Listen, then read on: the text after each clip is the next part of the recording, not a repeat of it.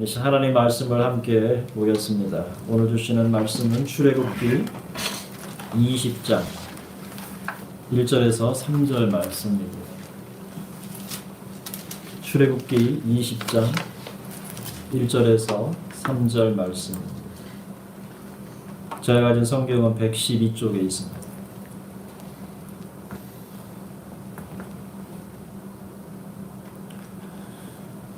우리 다 같이 한 목소리로 합독하도록 하겠습니다. 시작.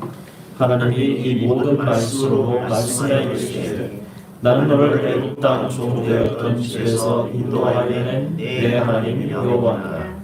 너는 나 외에 다른 신들을 내게 두지 말라. 아멘.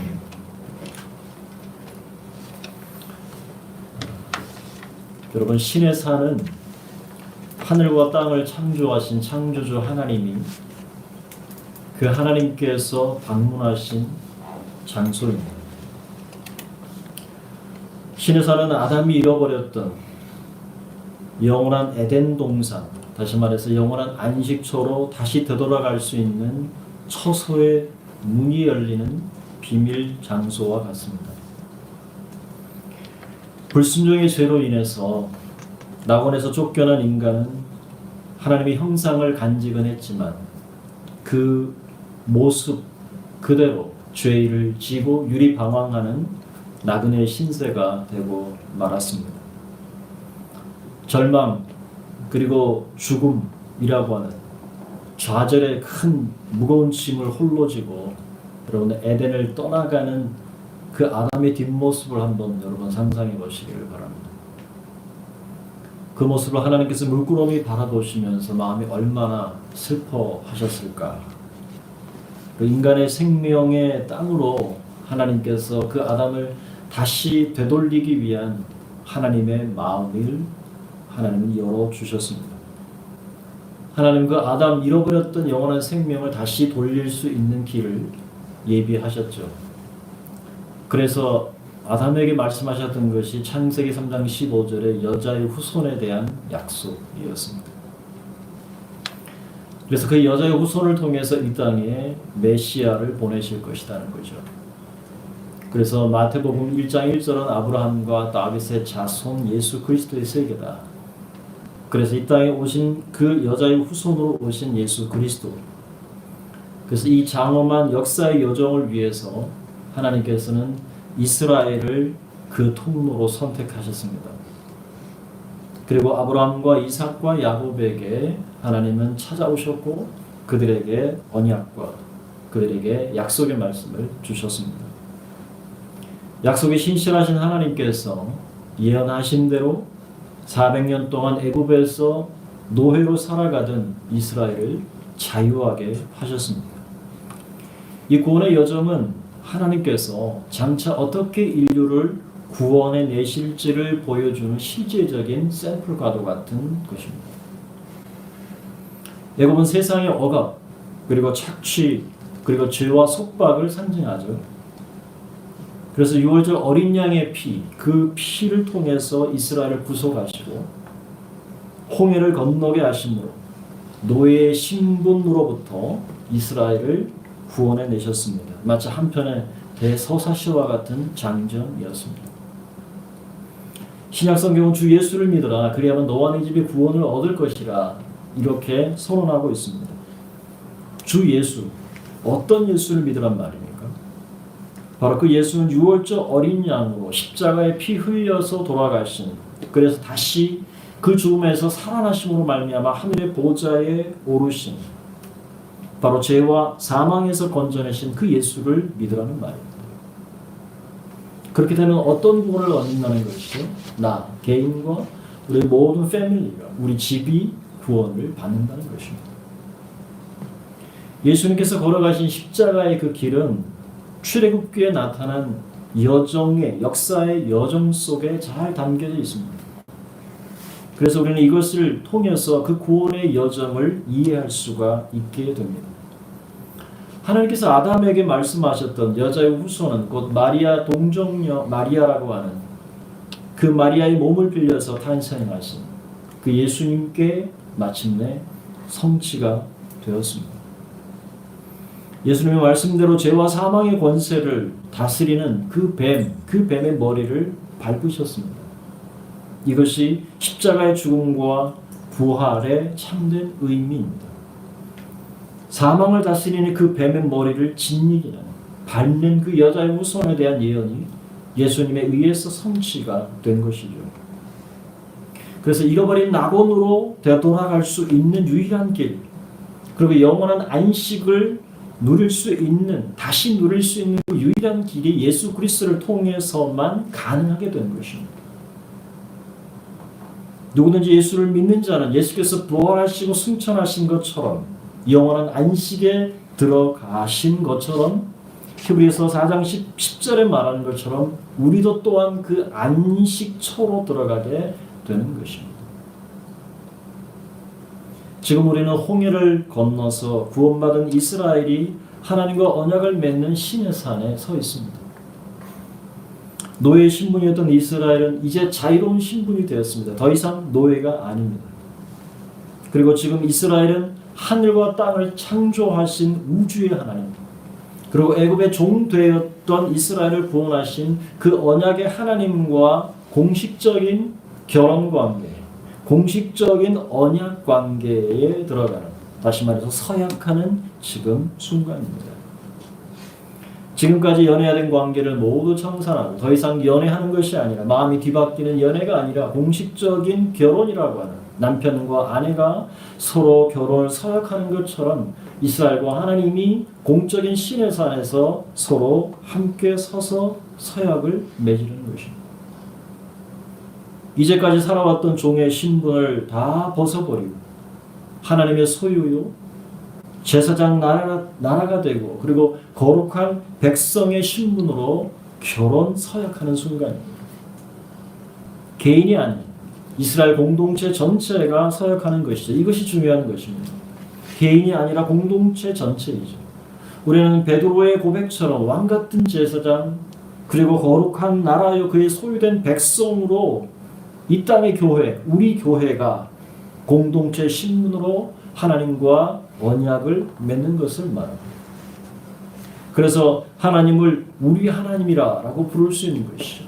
내 개인의 아빠, 아버지도 되시지만 우리 교회의 공동체의 하나님, 우리의 아버지가 되는 것입니다.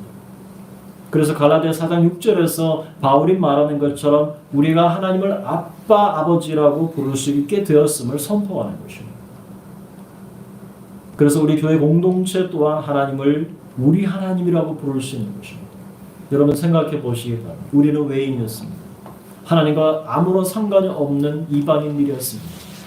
그럼에도 불구하고 하나님께서 우리를 그렇게 구속하신, 그래서 하나님을 아빠, 아버지라고 부를 수 있는 이 특권이 얼마나 놀라운 사실이라는 것. 그리고 하나님을 아빠, 아버지라고 부를 수 있는 그 친밀한 교제를 우리 가운데 허락하셨다는 것이 얼마나 놀라운 은혜입니까? 그 창조주 하나님, 약속대로 이제 새 언약의 주로 이스라엘에게 찾아오셨습니다. 하나님의 주권적인 사랑입니다. 하나님이 하늘에 계신 그 하나님께서 출애굽기 19장 16절에 있는 것처럼 그 이스라엘 백성 가운데로 내려오시는 것이죠. 그 장엄한 가운데 하나님이 내려오시는, 이것은 말씀이 육신이 되어 우리 가운데 거하셨던 그 예수님의 성육신과 맞닿아 있는 것이죠. 예수님께서 나사렛에 방문하셔서 안식일에 회당에 들어가셨습니다. 그리고 이렇게 말씀하셨습니다. 주의 성령이 내게 임하셨으니 이는 가난한 자에게 복음을 전하게 하시려고 내게 기름을 부으시고 나를 보내사 포로된 자에게 자유를, 그리고 눈먼 자에게 다시 보게 함을 전파하여 눌린 자를 자유롭게 하시고 주의 은혜의 해를 전파하게 하려 하심이라 라고 예수님 스스로가 드러내셨습니다.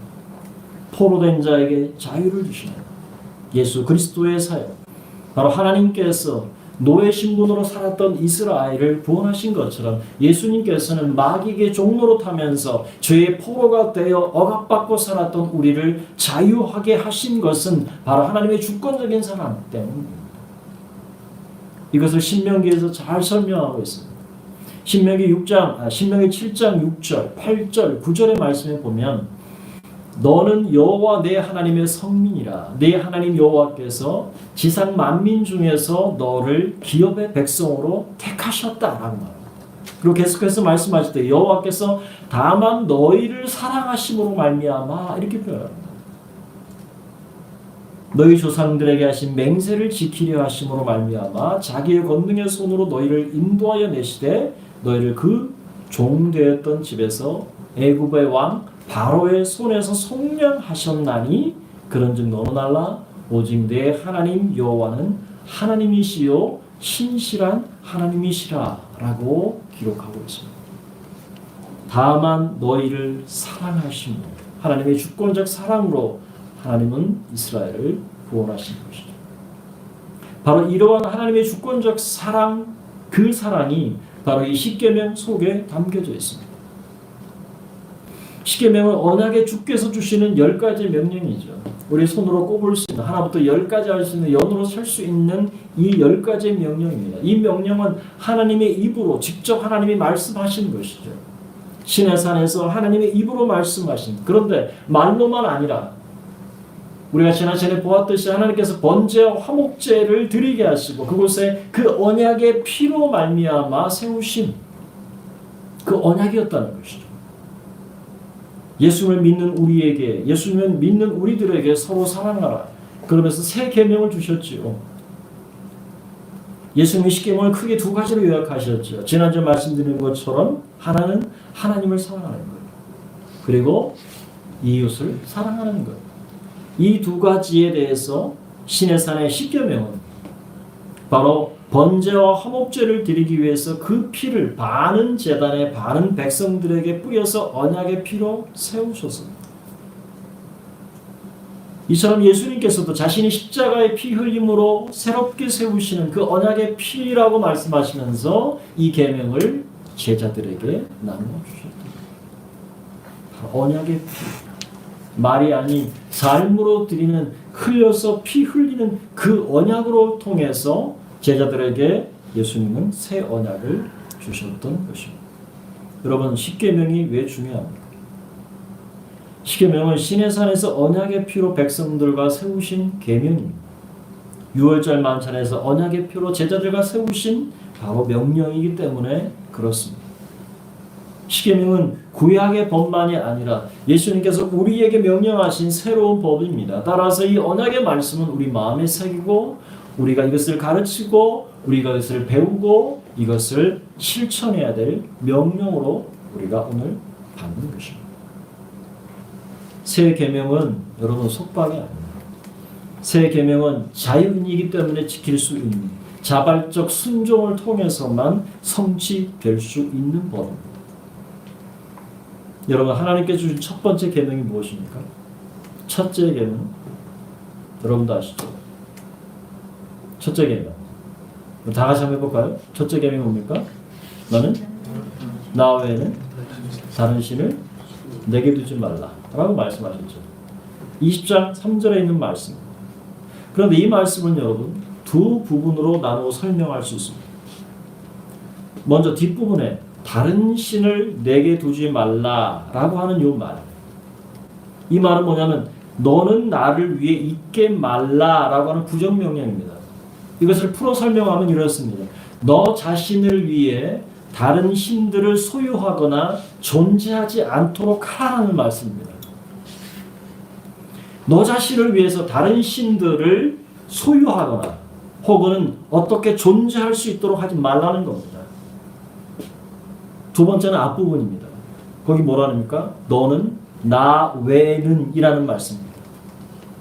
여기 나 외에는 이라는 말은 히브리어 파네라는 말을 씁니다. 여러분, 얼굴이라는 단어가 히브리 말이 파네입니다. 똑같은 단어예요. 얼굴이라고 하는 단어를 사용합니다. 다시 말해서 너는 내 얼굴 앞에 라는 말입니다. 내 얼굴 앞에 라는 표현으로 이것을 두 개를 합하면 이렇습니다. 너는 나와 내 얼굴 사이에 다른 신들을 소유하거나 존재하지 않게 하라 라는 말입니다. 이걸 풀어 썼어요. 그죠? 너는 너와 내 얼굴 사이에 다른 신들을 소유하거나 존재하지 않게 하라 라는 것이 제1계명을 풀었을 거예요. 나는 스스로 있는 자로 너는 내 얼굴 앞에서 더 이상 노예가 아닌 자유인으로 나를 섬기고 예배하라는 말씀이죠. 오직 너의 얼굴과 나의 얼굴이 서로 대면할 때 그 사이에 아무것도 누구도 두지 말라는 것이죠. 나 외에는이라는 말은 내 얼굴과 하나님 사이에 있는 얼굴에 그 무엇도 들어가면 안 된다는 말이에요. 여러분, 부부가 서로 얼굴을 바라보잖아요. 그죠? 부부가 서로 얼굴을 바라보면서 합니다. 그런데 다른 얼굴이 그 사이에 들어오면, 부부가 있는데 그 얼굴과 얼굴 사이에 다른 얼굴이 들어와요? 그럼 뭐냐면 서로의 부부로서의 서약이 깨지는 순간이죠. 너와 내 얼굴 사이에 아무것도 두지 말라는 명령입니다. 나만 바라봐 라는 말이죠. 왜 하나님은 당당히 이것을 명하실 수 있습니까?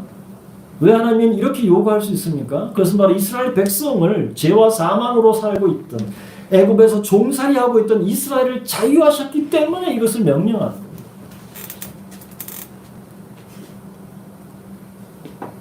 당연한 요구 아닙니까? 그리고 우리에게 놀라운 복이 아닙니까? 창조자 하나님, 구속의 하나님께서 이스라엘만을 보신다는, 하나님께서 당신의 얼굴을 이스라엘 백성들에게만 보신다고 하는 이 얼마나 놀라운 은혜입니까? 그렇다면 여러분, 하나님께서 말씀하신 여기 다른 신은 누구를 말하는 거예요? 이 다른 신에 대해서 우리가 생각해 볼 필요가 있습니다. 여기 다른 신이라고 말씀하실 때는 당시의 배경을 좀 우리가 생각해 볼 필요가 있죠. 다른 신은 보편적으로 말할 때 지금까지 이 땅의 사람들이 자신의 신으로 믿고 섬기고 숭배하는 모든 종류를 포함합니다. 눈으로 볼 수 있는 것, 눈으로 볼 수 없는 것, 모든 존재가 포함됩니다. 당시 이스라엘의 주변을, 여러분, 당시 이스라엘의 주변을 한번 살펴볼 수 있기를 바랍니다. 애굽 사람이 그 땅에서 섬기던 신들입니다. 우리가 지난 시간에 보았던 이집트의 신들, 10가지 재앙을 통해서 하나님께서 이스라엘 신들을 멸하셨습니다. 그 신들을 모두 포함할 수 있겠습니다. 만약 이스라엘이 애굽의 삶을 청산하지 않는다면 언제든지 다시 백성이 그 하나님의 명령을 버리고 애굽에서 섬기던 그 다른 신을 섬길 가능성이 남아 있습니다. 그리고 미래 시적으로 보면 이제 이스라엘 백성이 장차 가나안의 땅에 들어가게 되죠. 그런데 그 가나안의 땅에 그 거주민들이 지금 섬기고 있는 신들을 포함합니다. 그 가나안 땅의 다른 신들에 대한 언급은 이 언약의 말씀 안에 나와 있습니다. 출애굽기 여러분 23장 20절 33절의 말씀에 거기 보면 나와 있는데, 특별히 하나님께서 사자를 앞서 이스라엘 백성 앞에 보내시고 이스라엘을 예배한 땅으로 이르게 하실 것이라 말씀하시면서 출애굽기 23장 24절에 보면 이렇게 경고의 메시지를 하나님이 하십니다. 너는 그들의 신을 경배하지 말며, 그렇습니다. 가나안 땅에 있는 신들입니다. 그 가나안 땅의 신들을 경배하지 말며 섬기지 말며 그들의 행위를 본받지 말고 그것을 다 깨뜨리며 그리고 그들의 주상을 부수고 내 하나님을 섬기라, 이렇게 말씀합니다. 여러분, 애굽 사람들이 섬기던 신들은 어떻습니까? 애굽의 신들은 쉼이라고 하는, 사벳이라고 하는 쉼을 알지 못하는 신입니다. 오직 노동만을 강조하는 신들입니다. 여러분, 우리가 이런 코로나 바이러스 사태를 통해서 이 일상의 평범함이 얼마나 큰 축복이었다는 사실을 우리가 새삼 느끼고 있습니다. 그런데 1년 365일 그리고 매주 7일 동안 쉬지 않고 끊임없이 생산해내야 하는 삶을 요구받는다면 여러분 생각해 보세요. 쉬지 않고 계속 일을 해야 하고 계속 생산해내야 한다면 그것은 억압입니다. 이스라엘은 그동안 이 같은 사회적 시스템, 종교적인 시스템 속에 살아갈 수밖에 없었습니다. 왜냐하면 노예였기 때문이죠. 그야말로 일하는 노예 신분이었습니다. 애굽의 신들은 끊임없이 생산을 요구했습니다. 그래서 하나님께서 출애굽기 12장 12절 말씀에 이렇게 말씀하셨습니다. 하나님께서 그러한 노동의 시스템을 요구하는 모든 애굽의 신을 내가 심판하리라 이렇게 말씀하셨습니다. 하나님 그 모든 애굽의 신을 내가 심판하겠다라고 이미 선언하셨습니다. 애굽의 신들은 끝없는 생산을 요구하고 본질상 만족을 모르는, 흡족을 모르는, 자족을 모르는 무한 경제 시스템을 이루는 그 자체였습니다. 쉼없이 백성들에게 노동을 요구합니다. 출애굽기 5장의 말씀에 보면 그들이 어떻게 이스라엘 백성에게 그 노동력을 요구했는지 우리는 잘 볼 수 있습니다. 끊임없이 벽돌을 생산하게 만들었고 이스라엘에게 참된 쉼을 허락하지 않는 억압의 신들이었던 것이죠. 그런 신들은 이스라엘에게 안식을 허락하지 않았습니다. 노예였기 때문에 그렇습니다. 착취와 억압 끊임없이 생산하는 이 사회적 시스템 속의 백성들을 몰아붙였던 것입니다. 하나님께서는 바로 너는 나와 너의 얼굴 사이에 이러한 애굽의 신들을 소유하거나 존재하지 않게 하라고 말씀하시는 겁니다. 이 명령은 하나님 자신이 애굽의 신들로부터 억압받던 이스라엘을 건져내셨고 그 애굽의 신들과는 다른 하나님이라는 사실을 스스로 드러내시는 겁니다. 창조주 하나님께서는 언약의 주가 되시는 것이죠. 6일 동안 세상을 창조하신 후에 하나님은 일곱째 날 안식하신 것처럼 이제 그 참된 쉼을 베푸는 이가 하나님 자신이라는 사실을 가르치시는 겁니다. 하나님은 안식의 주인이십니다. 창조주 하나님은 애굽에서 종으로 살던 이스라엘을 구원하시고 그들에게 참된 안식을 주시는 언약의 하나님. 그 언약의 하나님이 지금 되시려는 겁니다. 그 안식일을 통해서 이스라엘 백성은 하나님과 얼굴을 맞대고 하나님을 섬기고 예배하는 언약 백성이 된 것입니다. 이것을 선언하기 위해서 그 첫 번째 계명을 주시는 겁니다. 이 땅에 있는 어떤 신도 이러한 참된 쉼을 인간에게 주지 못합니다. 자기 백성에게 참된 안식과 쉼을 주는 신에 대해서 여러분 혹시 들어보셨습니까? 심지어 그 집의 종들까지 안식하라고 출애굽기 31장에 보면 그것을 언약의 영원한 표징으로 삼아 주셨습니다. 심지어는 집에 있는 종들까지도 다 안식하도록, 심지어는 짐승들까지도, 가축들까지도 전부 다 안식하도록 하나님이 명령하십니다. 여기 또 다른 신들은 어떤 신들입니까? 우리가 좀 전에 말씀드렸던 가나안의 신들. 출애굽기 23장 32절에서 33절의 말씀에 보면 하나님께서 이스라엘에게 약속하신 땅의 그 가나안 경계를 말씀하시면서 이렇게 말씀합니다. 너는 그들과 그들의 신들과 언약하지 말라. 그들이 너의 땅에 머무르지 못할 것은 그들이 너를 내게 범죄하게 할까 두려움이라.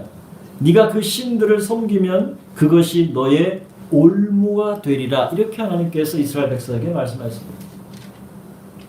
너희들이 가나안 땅의 신들을 섬기면 올무가 될 것이라는 것이죠. 가나안 거주민들의 신들과 언약하지 말라는 것입니다. 여러분 고고학적인 자료들을 보면은 가나안 사람들은 고대로부터 많은 자녀를 낳을 수 있게 해주는 아세라상을 아세라 신들을 섬겼습니다. 그리고 백성들에게 풍요를 준다고 믿었던 바알 신을 섬겼습니다. 그리고 여동생이자 그 바알의 여동생이자 아내였던 아스타롯이라고 불리는 신들을 섬기고 있었습니다. 이 아스타롯은 나중에 가나안뿐만 아니라 바벨론 시대, 아수르 시대에도 섬기는 신이었습니다. 아스타롯. 이런 신들을 금하고 하나님께서 경계하라는 말씀입니다. 왜냐하면 이것이 이스라엘에게 올무가 될 것이기 때문입니다. 여러분 출애굽기 34장 12절 33절의 말씀을 한번 찾아보시길 바랍니다. 출애굽기 34장 12절 13절 말씀입니다.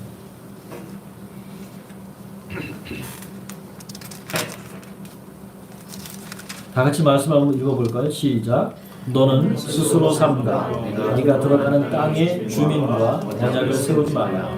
그것이 너에게 올무가 될까 하노라. 너희는 도리어 그들의 제단을 헐고 그들의 주상을 깨뜨리며 그들의 아세라 상을 찍을지어다. 이렇게 말씀하고 있습니다. 여러분, 왜 이렇게 요구하시는 겁니까? 하나님 자신이 부족하시기 때문일까요? 하나님 자신이 몸과 견주어서 비교해 봤을 때 너무나 꿀리는 신이기 때문에 하나님이 이렇게 말씀하시는 겁니까? 아닙니다.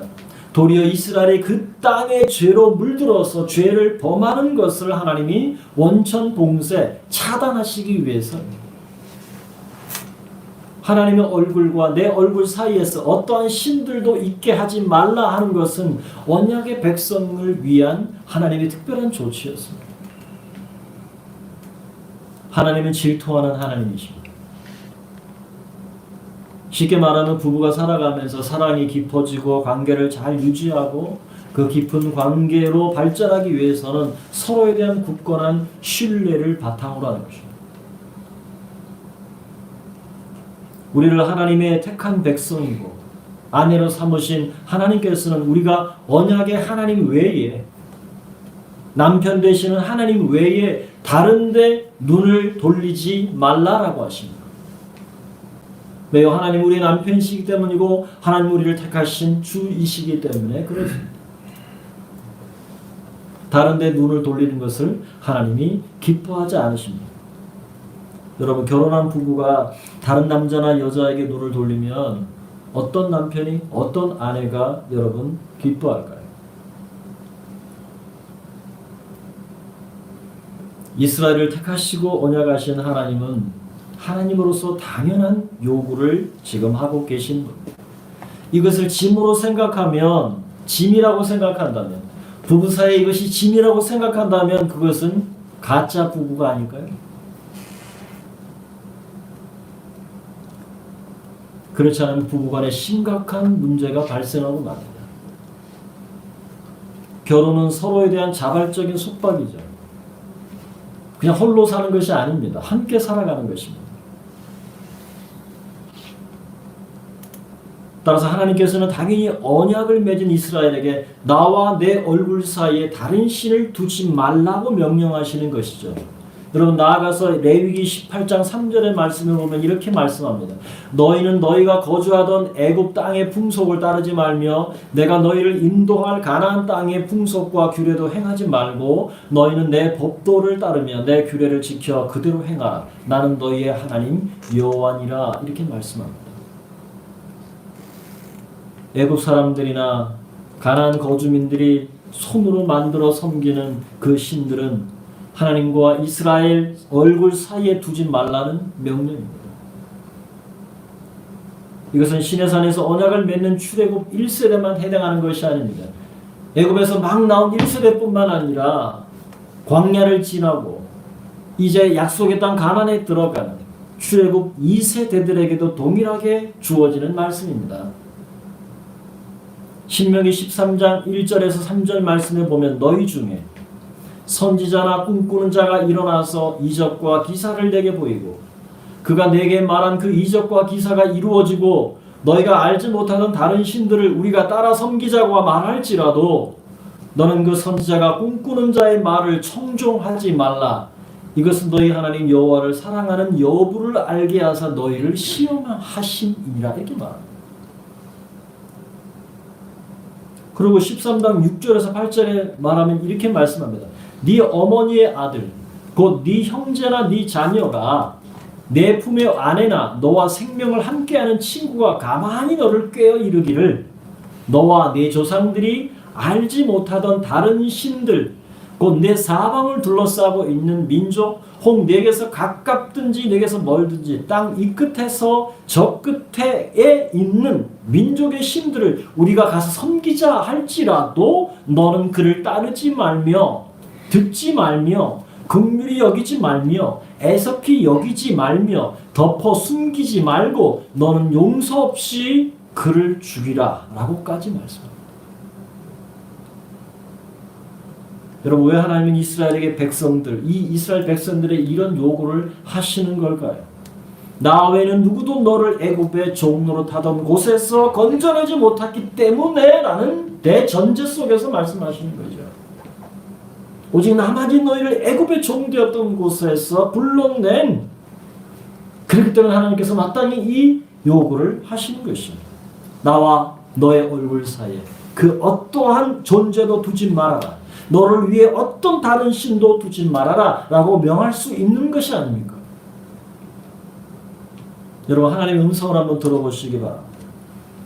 내가 하늘과 땅을 창조한 하나님이다. 내가 6일 동안 너를 포함해 만물을 지었고 마지막 7째 날에 안식을 만든 이가 나다. 애굽인들이 경제적 부를 얻기 위해서 끊임없이 생산하고 쉼없이 일만을 요구하는 신들로부터 참된 자유를 준 이가 바로 나다.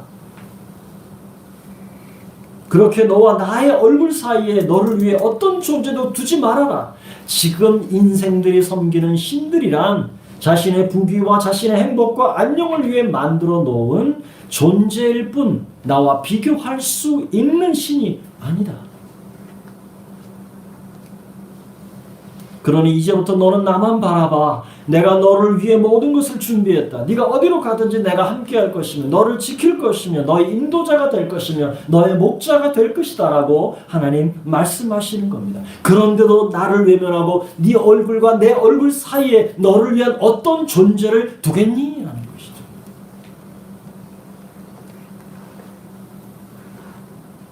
여러분이 한번 답해 보시길 바랍니다. 우리가 믿는 하나님은 바로 이런 하나님이십니다. 여러분, 이 땅에 어떤 다른 신들이 하늘과 땅을 만들었습니까? 세상에 어떤 신들이 땅의 경계를 정하고 물의 경계를 정해서 그 물이 넘치지 못하게 한단 말입니까? 세상에 어떤 다른 신들이 죽음에서 우리를 살려내고 죄에서 자유를 얻게 할 수 있습니까? 어떤 다른 신들이 우리의 머리카락이 몇 개인지까지 셀 수 있단 말입니까? 이 세상에 어떤 신이 우리의 삶과 죽음, 축복과 저주를 다스릴 수 있단 말입니까? 이 세상에 어떤 다른 신들이 인간에게 참된 안식을 되돌리기 위해서 역사를 설계한단 말입니까? 세상에 어떤 신들이 세상을 사랑했단 말입니까? 세상에 어떤 신들이 하늘의 영광스러운 보좌를 버리고 인간의 모양으로 세상에 나타났단 말입니까? 세상에 어떤 신들이 세상을 구원하기 위해 자신의 아들을 세상에 보내서 고난받고 십자가에 처절하게 피 흘려 비참하게 피 흘려 죽게 한단 말입니까? 세상에 어떤 신들이 땅의 기후와 땅의 죄악을 보면서 애통하시고 죄를 심판하고 세상을 구원하기 위해서 다시 나타날 수 있단 말입니까? 세상에 어떤 신들이, 여러분 답해보시길 바랍니다. 세상에 어떤 신들이 이런 일을 행할 수 있습니까? 우리가 섬기는 하나님은 우리의 생각과 말로 다 표현할 수 없는 분입니다. 그럼에도 혹시 우리는 하나님의 얼굴과 내 얼굴 사이에 나 자신을 위해 다른 신을 두고 있지는 않습니까? 그것이 어떤 존재입니까? 하나님의 얼굴과 나의 얼굴 사이에, 그래서 하나님의 얼굴도 하나님의 뜻을 알지도 보지도 못하게 만드는 존재가 무엇입니까?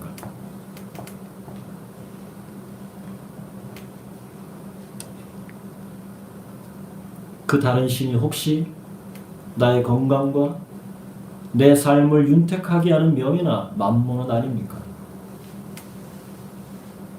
세상의 철학이나 헛된 속임수나 허무한 사상들은 아닙니까?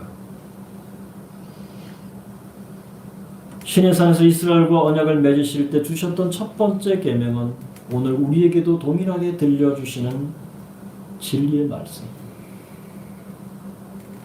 나와 너의 얼굴 사이에 너를 위해 어떠한 다른 신, 어떠한 존재를 두지 말아라. 말씀을 정리하겠습니다. 오늘 여러분이 하나님의 얼굴보다 더 많이 들여다보고 하나님의 얼굴보다 더 많이 찾아가고 하나님의 얼굴보다 더 많이 생각하는 다른 신들은 무엇입니까?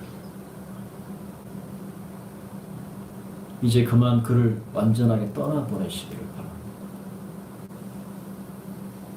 우리가 섬기는 하나님보다 더 크고 위대하며 더 경이롭고 능력이 많고 더 사랑스럽고 아름다운 신은 없습니다. 아름다운 하나님은 없습니다. 한 분 하나님 외에. 바라기는 하나님께서 주시는 첫 번째 계명, 우리 하나님께서 우리 예수님께서 그 언약의 피로 세우신 그 새 계명을 우리 마음 깊이 새기고 하나님의 얼굴과 내 얼굴 사이에 존재하는 그 모든 것을 치워버리고 하나님의 얼굴을 더 구하고 주님을 찬송하며 하나님을 크게 높여드리면서 하나님의 택한 백성, 거룩한 나라, 제사장 나라가 되게 하신 그 참된 하나님의 백성다운 언약의 자녀들로 살아가는 저와 여러분 될 수 있기를 주님의 이름으로 축원합니다.